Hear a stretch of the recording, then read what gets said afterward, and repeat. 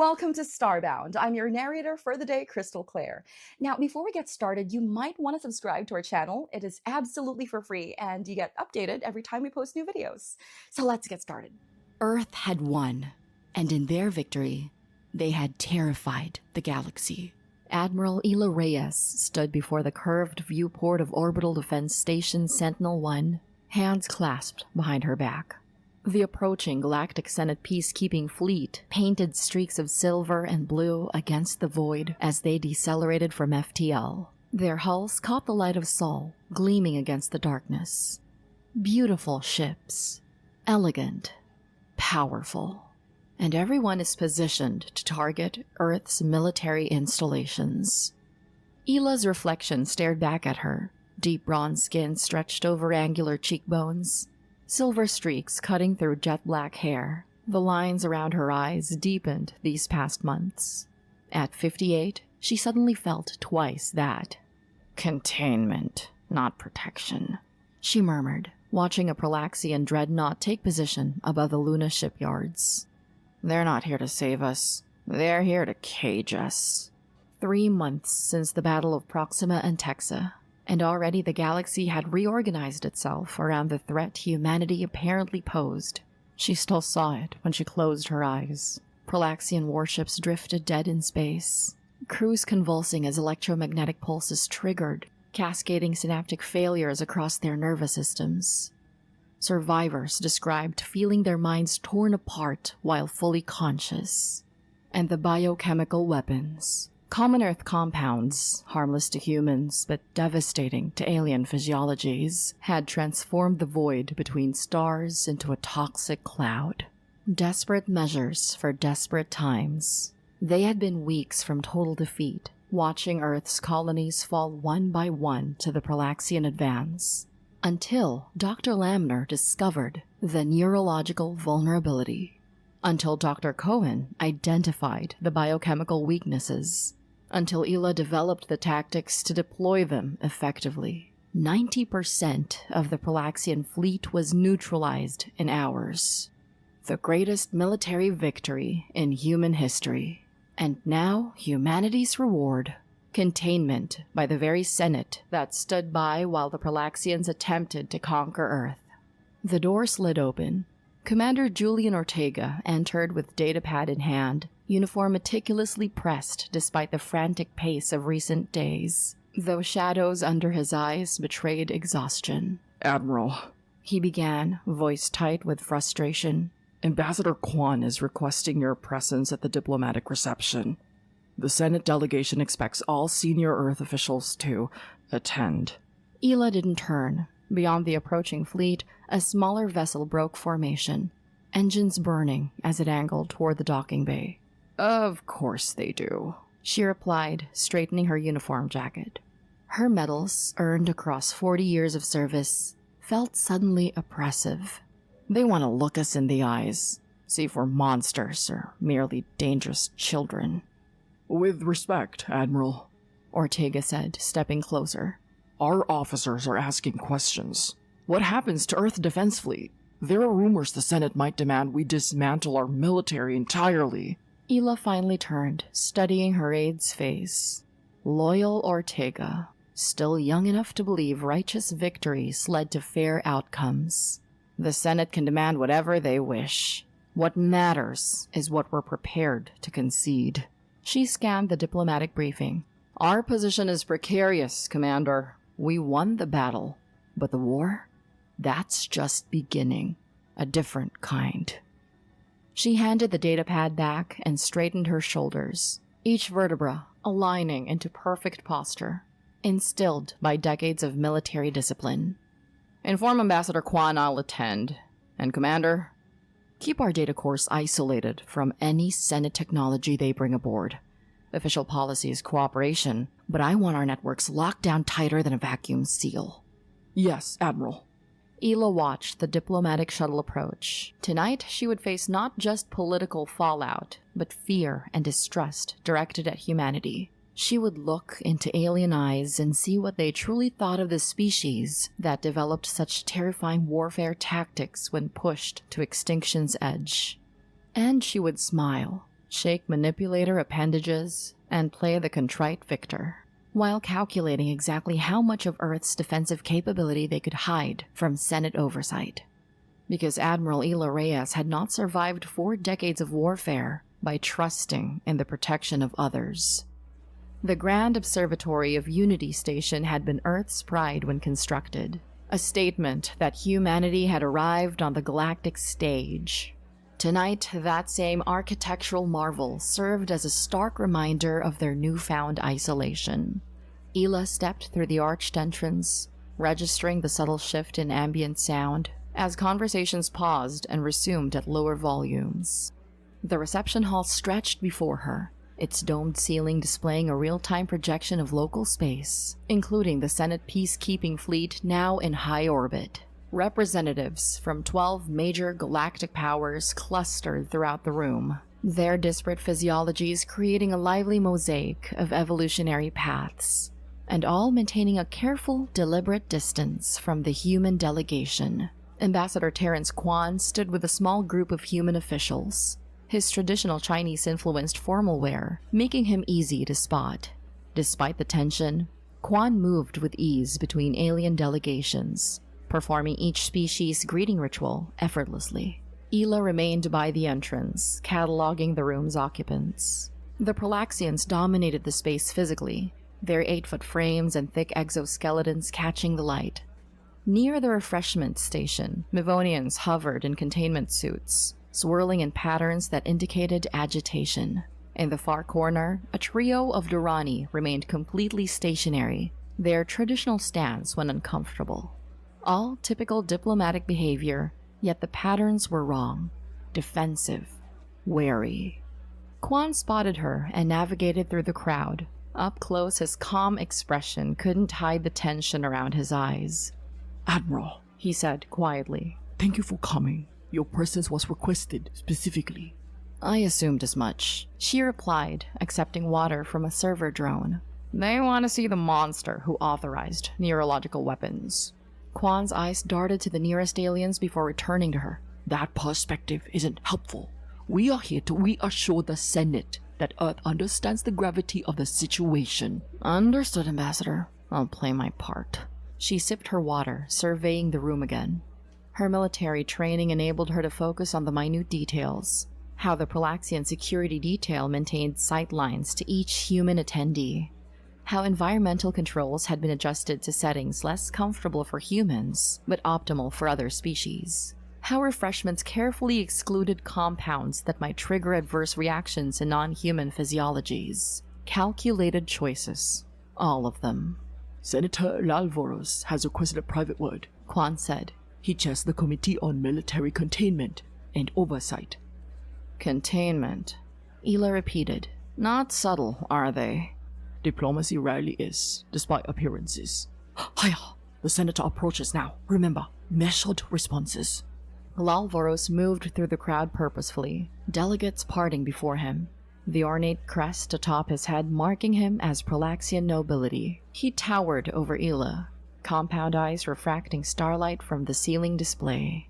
His upper appendages performed a greeting gesture that fell just short of proper protocol, a subtle insult that Ela recognized but ignored. Admiral Reyes. Lalvoros began, his translator rendering mandible clicks into smooth English. The architect of Proxima and Texas strategy herself. The Senate has many questions about the nature of your innovations. The pause before innovations carried more meaning than an hour of diplomatic speech.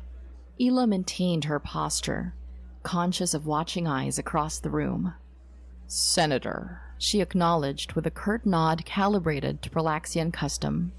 Earth defended itself using resources available, as any sovereign system would when facing extinction. My mandate was protection of human lives. Indeed.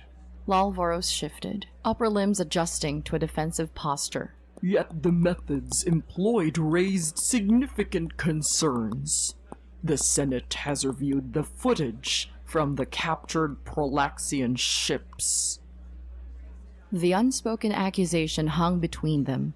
Ela had reviewed that same footage. Prolaxian warriors reduced to quivering masses, unable to control their bodies, but fully conscious throughout. The weapons were calibrated to incapacitate, she replied evenly. Fatalities resulted from system failures aboard Prolaxian vessels, not from direct weapon effects. A technical truth that did nothing to ease the moral burden. An interesting distinction. Lalvoros's compound eyes shifted, never quite meeting her gaze. One that brings little comfort to those who witnessed the effects. Ela noticed other delegates increasing their distance from her conversation, creating a pocket of emptiness in the crowded room. The Mivonian diplomatic corps had drifted entirely to the opposite side, their containment suits' lights pulsing with alarm patterns. This wasn't diplomatic caution. It was fear. The Senate's analysts have concluded that had the Prolaxian campaign succeeded, Earth would have faced occupation at minimum, possible extinction at worst. Ela said carefully, "Our tactics reflected those stakes." Lalvoros sighed deeply. Perhaps. Yet one must wonder, what other weaknesses had humanity identified? What other innovations might emerge when you feel threatened? Before she could respond, Quan stepped forward smoothly to escort the senator away. Ela remained by the viewport, Earth hanging luminous against the black. The planet had survived, but standing in this room of alien diplomats who couldn't meet her eyes, she wondered what price that survival would ultimately command. The Lunar Research Facility hummed beneath the regolith of Korolev Crater. Armstrong Research Center had been designed to withstand orbital bombardment, a precaution that seemed excessive until the Prolaxian War began. Dr. Mira Lamner adjusted her round glasses, holographic displays bathing her small frame in blue light. Her frizzy black hair had escaped its hasty pinning, creating a dark halo around her face as she examined another neural scan. On the central display, a three-dimensional model of a Tellurian brain rotated, certain pathways highlighted in pulsing red. Beside it, models of 7 other species displayed identical patterns despite their radically different neuroanatomy. "Cross-reference complete," announced the lab's AI. "The J7 neural pathway exists in all 238 analyzed sentient species except Homo sapiens." Mira tapped commands, bringing up an evolutionary divergence timeline. The display showed how various sentient species had evolved along different paths, but somehow maintained this single neural structure. A structure that, when exposed to certain electromagnetic frequencies, triggered catastrophic neural feedback. A weapon hiding in plain sight within alien biology. Mira pulled up a classified video feed. Camera footage from the Prolaxian dreadnought during the Battle of Proxima and Texa. She forced herself to watch again, though every viewing left her feeling ill. The timestamp showed normal operations, reptilian warriors at their stations, scaled skin gleaming under the ship's lighting. Then, without warning, every Prolaxian simultaneously stiffened. Some dropped immediately, convulsing against the deck. Others remained upright but rigid. One commander managed 3 stumbling steps before collapsing, clawing desperately at his auditory organs. 12 seconds later, emergency lighting activated as systems began failing. 27 seconds after, Earth forces in EM-shielded suits boarded the vessel. The final frame showed the Prolaxian commander still conscious, amber eyes wide with incomprehension and agony as humans secured his bridge. Mira closed the file, her hands trembling. What had begun as basic xenobiological research, a project to understand how different species processed sensory information for improved communication, had led to the most devastating weapon in human history. And she handed it to Admiral Reyes herself, explaining with enthusiasm how the shared neural pathway could be disrupted. "Run simulation 47C, she instructed, pulling up her latest countermeasure attempt. "Failure state." the AI announced.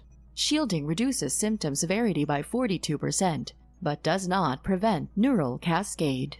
Mira slumped back. 6 weeks of work and she was still nowhere near a solution. If she couldn't neutralize the vulnerability, humanity would permanently hold this terrible advantage over every other sentient species. The laboratory door slid open. Admiral Reyes stepped through, still wearing her formal uniform from the diplomatic reception. Mira straightened in her chair. "Admiral, I wasn't expecting you." The Senate delegation made an unscheduled request to tour our research facilities, Reyes replied, crossing the laboratory floor. "I needed to speak with you first." Something in the Admiral's tone made Mira tense. "Has something happened?" Reyes stopped before the workstation. "Dr. Lamner, the Senate Scientific Ethics Committee is demanding access to your research. They're claiming your discovery constitutes a biological weapon targeting a shared trait of all non-human sentient life." "A biological weapon?" Mira pushed up from her chair. "That's not...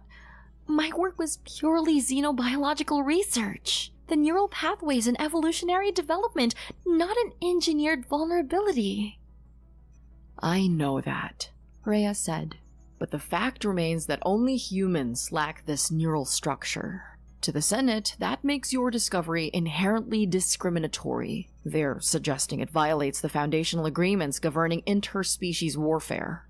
"But we didn't even know the agreements when my team identified the pathway. Earth wasn't part of the galactic community then." "Ignorance of law isn't a recognized defense."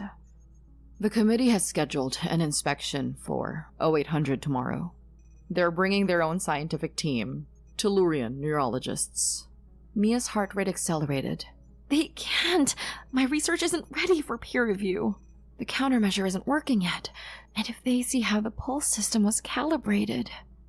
If the Senate gained full access, they would understand exactly how the weapon functioned, and how devastating future refinements may be. "What do we do?" Mira asked. "You continue your work on the countermeasure? Show them that. Emphasize your efforts to neutralize the vulnerability." "And the weaponization research?" "Has been compartmentalized and secured. Ambassador Kwan is arguing that research directly related to active defense system falls under Earth's sovereign right to security." Mira nodded slowly. "They're afraid of us, aren't they? Not just cautious, actually afraid." "Yes." The simple acknowledgement hung between them. "I never meant to create something so terrible." Mira's gaze drifted to the frozen image. "It was supposed to help us communicate better. Not win a war we were losing," Reyes finished. "Your research saved Earth, Doctor. Whatever comes next, remember that." After Reyes departed, Mira brought up the neural scanning equipment. She needed a human baseline comparison for her presentation. As the scanner powered up, she caught her reflection. The face looking back wasn't the excited researcher who had made a fascinating discovery. It was someone burdened with the knowledge of what that discovery had wrought. Ambassador Terrence Kwan's office aboard Unity Station offered one of the most coveted views in the solar system. Floor-to-ceiling windows curved along the outer wall, providing an unobstructed panorama of Earth below. Usually he found the sight calming. Tonight, it felt like a taunt. He sat alone at his desk, the room sliding dim to accommodate his focus on the document displayed before him. The draft terms of the Proxima and Texa conventions glowed with soft blue light, the diplomatic language failing to disguise the document's true purpose. Article 3, Section 4. The sovereign system of Sol agrees to decommission and dismantle all military vessels exceeding Class C designation within 180 standard days of ratification. Article 5, Section 1. All research into species-specific vulnerabilities shall cease immediately. All existing research shall be surrendered to Senate oversight committees. Article 8, Section 7. Senate peacekeeping forces shall establish monitoring stations at strategic locations throughout the Sol system to ensure compliance. Kwan rubbed his temples. The document wasn't a treaty, it was a surrender. And he was expected to convince Earth's government to sign it willingly. His gaze drifted to the window where Earth hung suspended against the void. 3 months ago, Pralaxian warships had been burning those continents one by one. Earth's conventional defenses had been failing spectacularly. Until Proxima and Texa. Until Admiral Reyes deployed weapons that exploited vulnerabilities no one knew existed. Until humanity showed the galaxy what desperate ingenuity looked like. Now the Senate, which had remained strictly neutral during the Pralaxian aggression, suddenly had very strong opinions about how Earth should conduct its defense. The document used terms like partnership and integration, but Quan had practiced law for 20 years before entering diplomacy. He recognized a cage when he saw one. A soft chime from his secure terminal interrupted his thoughts. The screen indicated an incoming transmission from Admiral Reyes at the Armstrong Research Center. Ila's face appeared, the sterile white walls of a lunar facility corridor visible behind her. Her expression was carefully neutral, her posture rigid. "Ambassador Quan," she said formally. "The Senate delegation is requesting a tour of Dr. Lamner's laboratory facilities. I believe we should comply fully with their inspection." Quan registered the slight emphasis on certain words, the subtle tightening around her eyes, and the almost imperceptible hand gesture at her side. A prearranged signal for potentially monitored communications. 3 fingers extended, then 2. Code for containment protocol. He maintained his own neutral expression. Of course, Admiral. Transparency is our priority now. I'll make sure they have full access to all the approved research areas. Their eyes met through the screen. Unspoken understanding passing between them. Approved areas. Not classified sections. Not the weapons research. The delegation seems particularly interested in Dr. Lamner's work on cross-species neurological mapping. Ila continued, her tone conversational but her eyes intent. Senator Lalvoros has brought his own scientific team. Understandable. Quan replied smoothly. Her work has implications for improved communication between species. I'm sure the Senate recognizes its potential benefits. Another layer of coded conversation. The Senate wanted to understand exactly how humans had identified and exploited the neural vulnerability, and possibly how to defend against it. The inspection is scheduled for 0800 lunar time, Ila said. Will you be joining remotely, Ambassador? I believe I should. The Senate representatives seem to appreciate having a diplomatic presence during technical discussions. Translation: I'll run interference while you secure the sensitive materials. Very good, Ambassador. I'll prepare the facility for a thorough inspection. Ila nodded. Reyes out. The screen went dark. Quan pulled up the secure system, accessing classified communications protocols that bypassed the main network. Channels that even the Senate's advanced monitoring systems wouldn't detect. A simple text-only message to the Lunar Facility Security Chief. Implement Shadow Protocol Baker. Authorization Quan Delta 793. The system confirmed transmission, then automatically wiped the command from its records. Shadow Protocol Baker would move all weapons research data to isolated servers physically disconnected from networks. Research teams would suddenly find themselves reassigned to thoroughly documented but utterly benign projects that might impress Senate observers while revealing nothing of value. Quan turned his attention back to the treaty draft. He needed to understand every clause, every carefully worded restriction to identify what they could negotiate and what they must secretly circumvent. Because while Earth's public celebrated the Senate's recognition, Terrence Quan saw the truth behind the diplomatic niceties. The truth was in those warships still orbiting Earth. The truth was in the treaty demanding Earth's disarmament. The truth was that humanity had terrified the galaxy with its victory. And the galaxy was responding the way any frightened entity would, by eliminating the threat.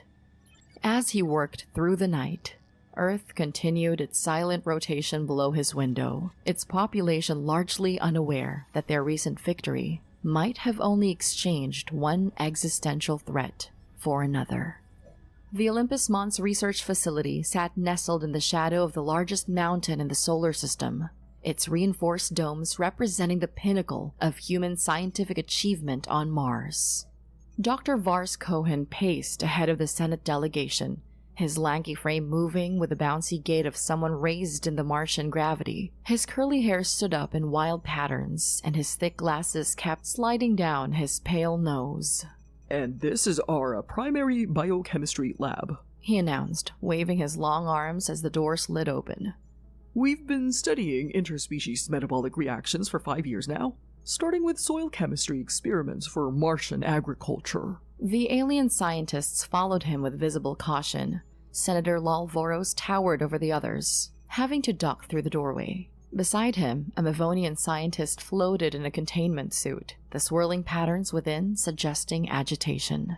Vars barely noticed their discomfort, his scientific enthusiasm taking over as he approached the central workstation. Holographic molecular structures rotated above it. This is where we made the initial breakthrough, he continued, pushing his glasses up. We were trying to develop coffee plants that could thrive in Martian soil when we accidentally exposed some visiting diplomats to the compounds. Bit of a diplomatic incident. The Mavonian scientist's translator rendered its tonal pulses. You are referring to the incident at Olympus Base, when 7 diplomatic representatives experienced severe neurological symptoms? Yes, exactly. Vars nodded enthusiastically, oblivious to the tension his confirmation created. That's what led us to discover that compounds perfectly safe for humans, caffeine, theobromine, several plant alkaloids, function as potent neurotoxins to most other species. The molecular structures interact with alien nervous systems in ways completely different from the effects on humans. The delegation members exchanged glances, expressing unease in different ways. The Tellurian scientist's sensory rings contracted. The Durrani representative's trunk-like body stiffened. Take caffeine, for instance. For us humans, it's a mild stimulant. But in Pralaxians, he gestured toward Lalvoros, who visibly stiffened. The same compound triggers an immediate shutdown of voluntary motor functions, temporarily incapacitating but harmless long-term. We've identified 47 common Earth compounds with similar cross-species effects. Most are mild, but some, like certain alkaloids found in nightshade plants, can be quite potent. The Mavonian's gaseous form swirled rapidly. These compounds were modified and deployed against Pralaxian forces? Well, yes, Vars admitted, his rhythm interrupted as the conversation steered towards applications rather than pure science. After the initial discovery, we developed a classification system based on effects across species. Some were selected for defensive applications. Senator Lalvoros stepped forward, growing impatient. The translator rendered his speech into crisp, accusatory English. You weaponized these compounds during the Battle of Proxima and Hexa, dispersing aerosols into the environmental systems of Pralaxian ships after your electromagnetic weapons incapacitated their crews. The accusation penetrated Vars' scientific enthusiasm. He blinked rapidly, tugging at his collar, as sweat beaded on his forehead, despite the lab's regulated temperature. That is, the military applications weren't he stammered. The compounds were modified to be non-lethal in most cases, designed only, to ensure crew incapacitation while minimizing permanent damage. The tremor in his voice betrayed his discomfort. The research had been pure science to him. Fascinating biochemical interactions, metabolic puzzles to solve. Most cases? The Tellurian scientist seized on his qualification. There were fatalities from these non-lethal compounds. Vars swallowed hard. There were some unanticipated reactions in certain Pralaxian subspecies. Their physiological diversity is greater than our initial models predicted. The concentration was calibrated for the dominant Prolaxian phenotype, but some variants processed the compounds differently. How many died from these unanticipated reactions? Lalvoros pressed. 217 confirmed fatalities directly attributable to biochemical exposure. He finally answered.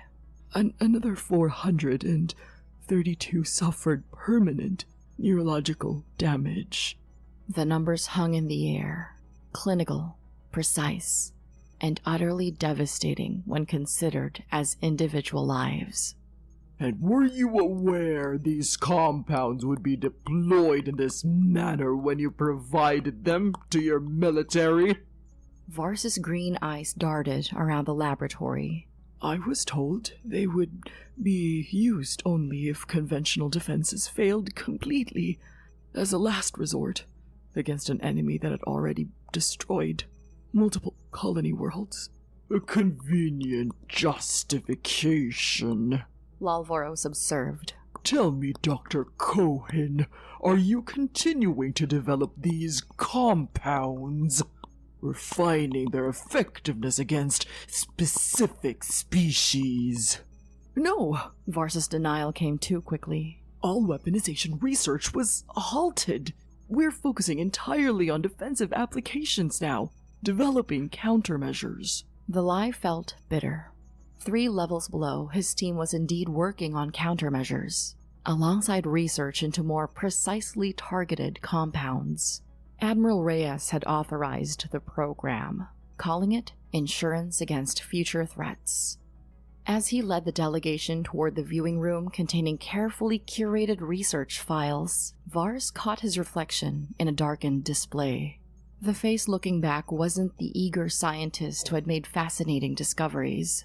It was someone confronting, perhaps for the first time, how his research had been applied, and how it might be applied again if Earth faced another existential threat. The great chamber of Ventexa Prime stretched upward in tiers of seats filled with representatives from hundreds of worlds. Ornate holographic displays projected the proceedings to every corner of the vast space, where species of all morphologies gathered to witness the testimony. General Vraxtul stood at the center, his 7-foot frame stiff with military bearing. The red and gold scales of his skin were overlaid with ashen markings, ceremonial patterns denoting mourning and defeat. His vertical slit pupils narrowed under the chamber's bright lights as he faced the Security Council. Esteemed representatives, his translator rendered his guttural speech into Galactic standard. I stand before you as a witness to warfare unprecedented in our shared history. With a gesture from one clawed hand, he activated the chamber's main display.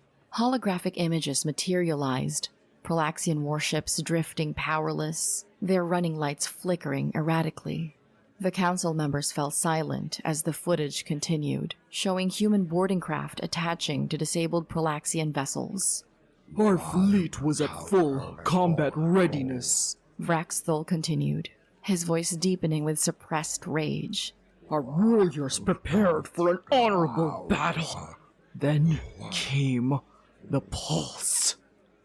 The footage shifted to interior views. Prolaxian warriors collapsing at their stations, bodies contorted in uncontrollable spasms, while human soldiers in specialized suits methodically secured each vessel. In moments, 90% of our fleet was neutralized without a single energy weapon discharged. Vraxthul's claw clenched into a fist. Not through superior strategy or firepower, but by exploiting biological vulnerabilities we never knew existed. A wave of discomfort passed through the chamber. Several delegates shifted in their seats. Others activated personal environmental fields, as if even the mention of such vulnerability might affect them. After the electromagnetic attack, the general continued, came the biochemical weapons. Common Earth substances deployed as aerosols through environmental systems. His jaw ridges flexed with tension.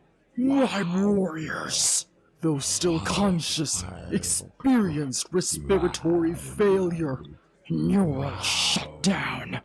Many died before surrender was possible. The Prolaxian Council members leaned forward. And you believe similar tactics would be effective against other species? It's not a matter of belief. Vraxthel responded sharply. The humans' own scientific data captured during our initial engagement confirms it. The same neural pathway they targeted exists in every sentient species represented in this chamber, except humans. The biochemicals they deployed affect metabolic systems common to all of us, but not to them. He stepped forward, his clawed hands lashing through the air for emphasis. The humans did not just defeat us, He declared, voice resonating throughout the chamber. they revealed that all of us, every species in this chamber, except them, share these vulnerabilities that they can exploit at will, making conventional military defense meaningless against their weapons. Alarmed vocalizations erupted from dozens of species. A Mavonian representative's containment suit flashed warning patterns. 2 Durrani delegates pressed their sensory bands together in their species' expression of extreme distress. Vraxthel waited for the commotion to subside before delivering his final statement, his amber eye sweeping across the gathered representatives. If humans chose domination rather than defense, no fleet, no army in the galaxy could stop them. We must contain their military capacity now, while they still believe this ban is punishment rather than necessity. 500 meters beneath the lunar surface, Secure Briefing Chamber Alpha 7 had no windows, no standard communication links, and employed triple redundant anti-surveillance measures. The room was designed with one purpose: to host conversations that officially never happened. Admiral Reyes sat at the head of the obsidian conference table, surrounded by 12 grim-faced individuals. Earth's highest military and scientific leadership. Holographic displays cast blue light across their features, illuminating expressions that had aged years and months. All monitoring systems confirm privacy protocols active. Commander Ortega announced from his position by the door. We're clear to proceed. Ela nodded, her silver-streaked hair catching the light as she gestured toward Dr. Lamner. Despite the Senate's restrictions, we've maintained critical research lines. Dr. Lamner will present her latest findings on the neurological vulnerability. Mira Lamner rose, her small frame casting a long shadow as she activated the central display. A 3-dimensional neural structure materialized above the table. This is the J7 pathway, present in all sentient species except humans. She explained, fingers manipulating the model to highlight specific regions. Our research indicates it evolved as an adaptation to stable magnetic fields around most habitable worlds. Earth's unusually powerful and fluctuating magnetic field forced humans to develop neural pathways resistant to electromagnetic disruption. She expanded the model, showing comparative structures from 7 species. This resistant isn't a quirk. It's a direct evolutionary response to Earth's hostile electromagnetic environment. We've mapped similar adaptations in Earth animals with magnetoreception. Dr. Cohen stood next as Mira returned her seat. His wild hair seemed particularly disheveled as he swept his hand through a series of molecular models. Similarly, Earth's biosphere contains more toxic compounds than any known habitable world. He explained, adjusting his glasses. Our analysis shows that species from more homogeneous environments never developed the robust detoxification systems humans possess. He brought up a rotating display of chemical structures. These are compounds from common Earth plants: coffee, chocolate, nightshades. With minimal modification, they become species-specific incapacitating agents. We've developed delivery methods that affect only target species while leaving others unharmed. Ambassador Quan leaned forward, his expression troubled. The Senate inspection team suspect this research continues, though they lack proof. Their latest communication suggests expanding restrictions beyond military applications to include xenobiological studies entirely. Silence settled over the room as the implications sank in. Humanity's advantages had risen to a level now considered existential, and something no treaty could erase. After a moment, Ela rose from her chair, her gaze moving deliberately across each face at the table. The vulnerability we discovered is nothing to do with military strategy. It's purely evolutionary. The Senate isn't protecting the galaxy from us. They're protecting themselves from what we represent. The first species they've encountered with natural immunities to vulnerabilities all of them share. Our task now is ensuring humanity's safety while proving we can be trusted with these advantages. Her voice lowered. Because if the Senate ever decides we're too dangerous to exist, we'll need these advantages again.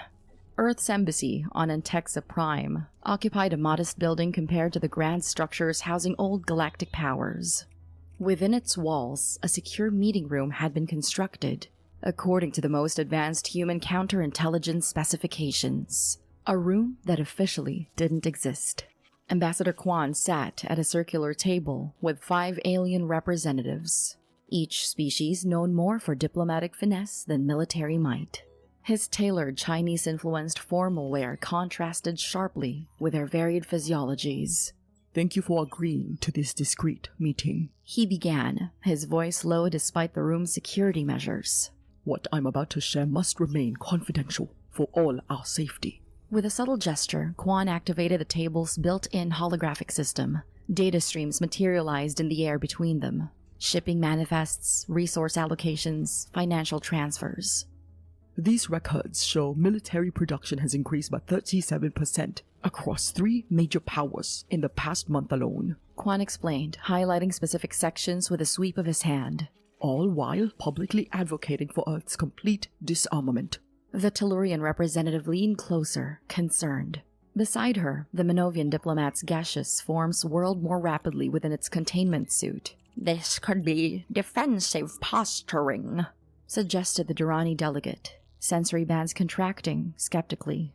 Given the unprecedented nature of your tactics at Proxima Antexa, some security increase would be expected. Quan nodded in acknowledgement, then brought up a new display. Intercepted communications rendered into galactic standard text. Perhaps, but these intercepted transmissions suggest coordination rather than individual precaution. The representatives fell silent as they read the highlighted sections. Alliance considerations regarding unpredictable species. Containment alone may prove insufficient. Preemptive options must remain viable. These communications originated from military channels in the same systems, showing production increases. Quan continued, his expression carefully neutral. Cross-reference with Senate voting records shows perfect alignment with those pushing hardest for limitations on Earth. The Tellurian, alarmed, slowly leaned toward the center of the table. If what you're showing us is accurate, Ambassador, then the ban on Earth's military activities was never about punishment. For Proxima Antexa, it was about preventing humans from becoming a balancing power in an increasingly unstable galactic political system. The Durrani representative's trunk-like body shifted position. The 3 powers identified in your data have historically opposed Senate oversight of their territorial expansions. Precisely, Quan replied, bringing up historical territorial maps. Before Earth's entry into galactic politics, the Senate maintained equilibrium through alliances. Our unexpected victory demonstrated a potential shift in that balance. The Mavonian diplomat's translator rendered its tonal vibrations. Your implication is grave, that certain powers are using Earth's situation to consolidate control, while you remain restricted. Quan closed the holographic display with a gesture. I'm merely presenting data for your consideration. Earth seeks peaceful integration, but we cannot ignore patterns that threaten our security. As the representatives exchanged glances, Quan saw exactly what he hoped for. The first seeds of doubt about the narrative surrounding humanity's containment.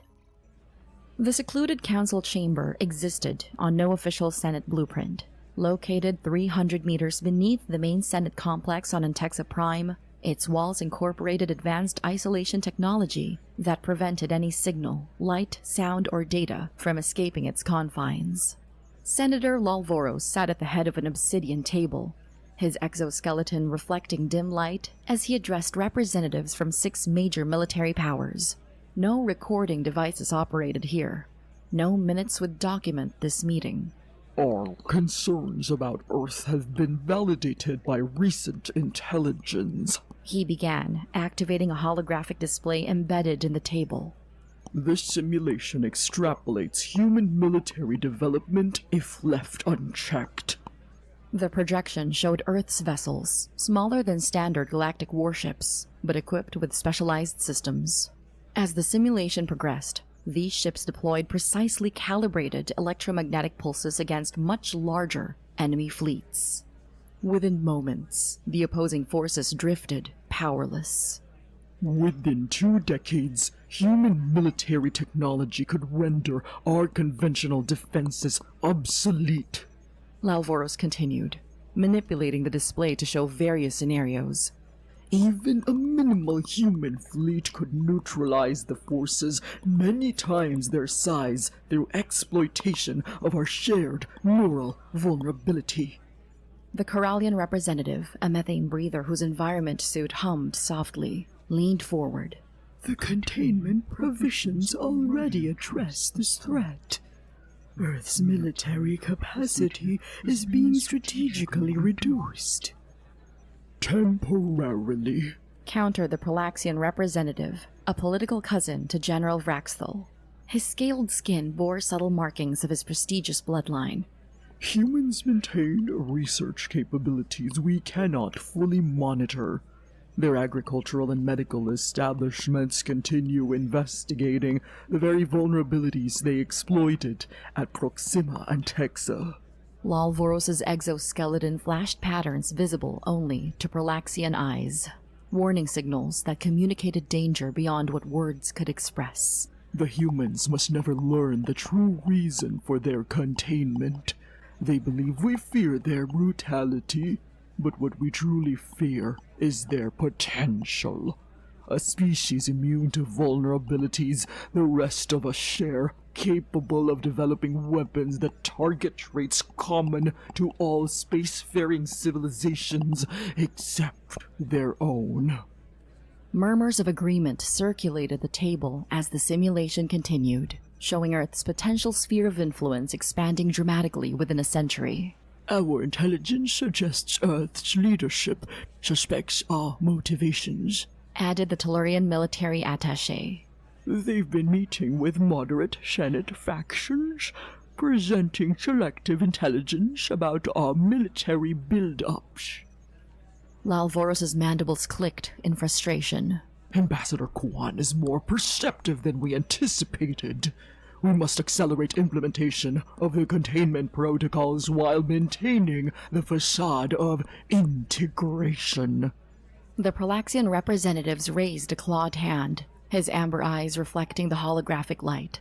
Perhaps containment is insufficient. The Battle of Proxima and Texa was merely defensive. Imagine what humans might do if ever they chose conquest. Silence descended upon the chamber as the representatives absorbed the unspoken proposition. Preemptive action against Earth while the humans still believed themselves safe under Senate protection. Lalvoros' compound eyes shifted between the gathered representatives. Such considerations remain premature. For now, we maintain the containment strategy.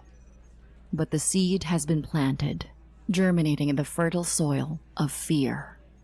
1 year to the day after the Battle of Proxima and Texa, Admiral Ilaria stood at the same viewport where she had first watched the Senate peacekeeping fleet arrive. The same ships now performed their monthly patrol through the solar system, sleek and vigilant, ensuring Earth's compliance with the war ban. On the surface, they had succeeded. Earth's military vessels above Class C had been decommissioned. Research facilities had submitted to regular inspections. The public celebrated their integration into the galactic community, unaware of what that integration truly cost. Below the visible compliance, humanity had been quietly preparing. Ela's secure tablet displayed Dr. Lamner's latest breakthrough, a neural shielding technology that could protect vulnerable species from the electromagnetic pulses that had devastated the Prolaxian fleet. Not a weapon, but a defense. Proof that humans sought safety, not dominance. The research would be publicly revealed next month as a goodwill gesture to the Senate. The second report detailed Dr. Cohen's medical applications for the biochemical compounds once weaponized against the Prolaxians. His team had developed treatments for previously incurable conditions affecting dozens of species, transforming Earth's darkest advantage into a gift for the galaxy. Through the viewport, Ela spotted Ambassador Kwan's diplomatic vessel emerging from FTL, returning from Antexa Prime with critical intelligence. His encrypted communications had already reached her. A faction was forming against Earth, but so too was a coalition of moderate Senate members who recognized that humanity's unique adaptations could serve the galaxy if properly integrated rather than feared.